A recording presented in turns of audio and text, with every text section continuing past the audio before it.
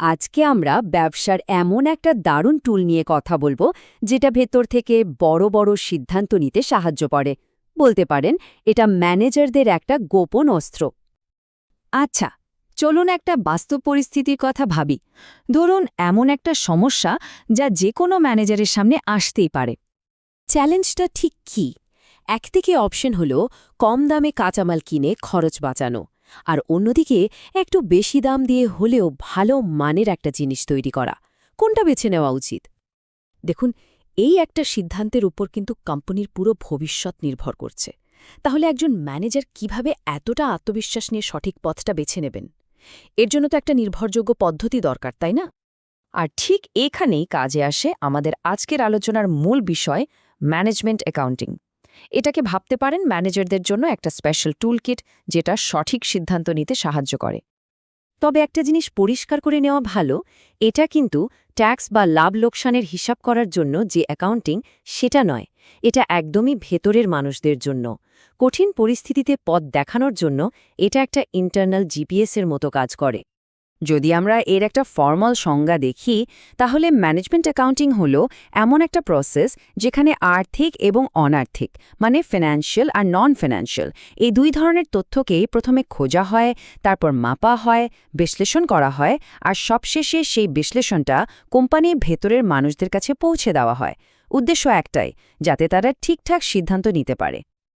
তো থিওরি তো অনেক হলো, চলুন এখন সরাসরি দেখি যে এই টুলকিটটা বাস্তবে কিভাবে কাজ করে। আমরা আমাদের সেই ম্যানেজারের সমস্যাটাতেই এটাকে প্রয়োগ করে দেখব। এই পুরো প্রক্রিয়াটাকে, মানে ম্যানেজমেন্ট অ্যাকাউন্টিংয়ের প্রক্রিয়াটাকে 4টা সহজ ধাপে ভাগ করতে পারি। প্রথমত, মূল তথ্যগুলো খুঁজে বের করা। দ্বিতীয়ত, সেই ডেটাগুলো পরিমাপ করা।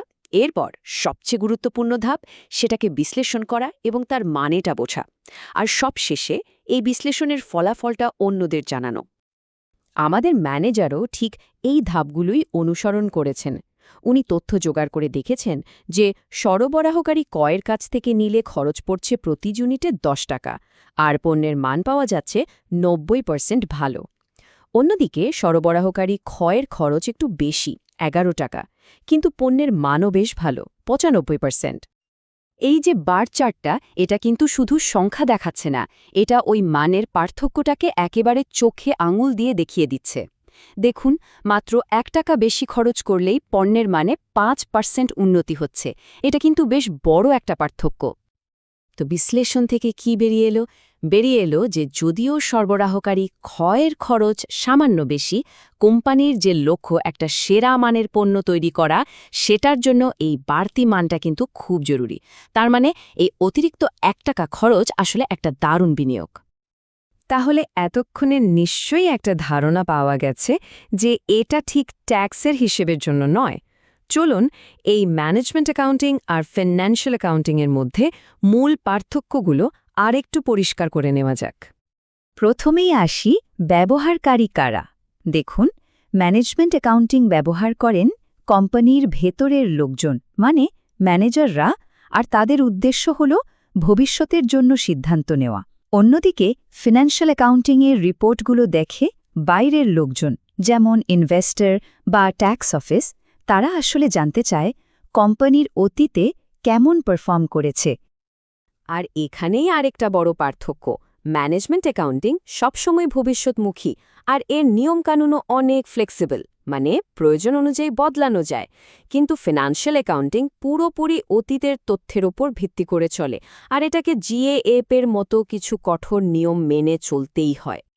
বেশ, চলুন এবার আমাদের সেই ম্যানেজারের কাছে ফেরা যাক। এত সব তথ্য বিশ্লেষণের পর তিনি কিন্তু এখন একটা পরিষ্কার ডেটা নির্ভর সিদ্ধান্ত নেওয়ার জন্য একদম তৈরি। সিদ্ধান্তটা তাহলে কি হলো? একেবারে পরিষ্কার। যেহেতু কোম্পানির কাছে পণ্যের মানটাই সবচেয়ে বেশি জরুরি, তাই সরবরাহকারী খকেই বেছে নেওয়া হলো। সামান্য বেশি খরচ হলেও উন্নত মানের জন্যই এই সিদ্ধান্ত। এই পুরো ব্যাপারটা একটা সুন্দর কথাই বলা যায়। ম্যানেজমেন্ট অ্যাকাউন্টিং শুধু অতীতের হিসাব লেখে না, এটা একটা ভালো ভবিষ্যৎ তৈরি করতে সাহায্য করে। এর মূল কথাটাই হলো, এটা ম্যানেজারদের হাতে এমন একটা ক্ষমতা দেয় যা দিয়ে তারা শুধু অতীতের তথ্য দেখে বসে থাকে না, বরং সক্রিয়ভাবে কোম্পানির ভবিষ্যৎটা গড়তে পারে। এই টুলকিটে কিন্তু আরও অনেক কাজের জিনিস আছে, যেমন ধরুন বাজেটিং, যার মাধ্যমে একটা কোম্পানি তার আয় ব্যয়ের আগাম পরিকল্পনা করে। আবার আছে কস্ট বেনিফিট অ্যানালিসিস, যেটা দিয়ে বোঝা যায় কোনো নতুন প্রজেক্টে টাকা ঢালাটা লাভজনক হবে কি না। এছাড়াও ট্রেন্ড ফোকাস্টিং, স্ট্যান্ডার্ড কস্টিংয়ের মতো আরও অনেক টুলস আছে। প্রত্যেকটাই ডিজাইন করা হয়েছে সঠিক পথটা খুঁজে বের করার জন্য।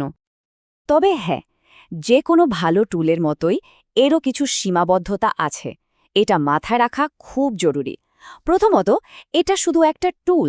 এটা নিজে কোনো সিদ্ধান্ত নেয় না, সিদ্ধান্তটা ম্যানেজারকেই নিতে হয়।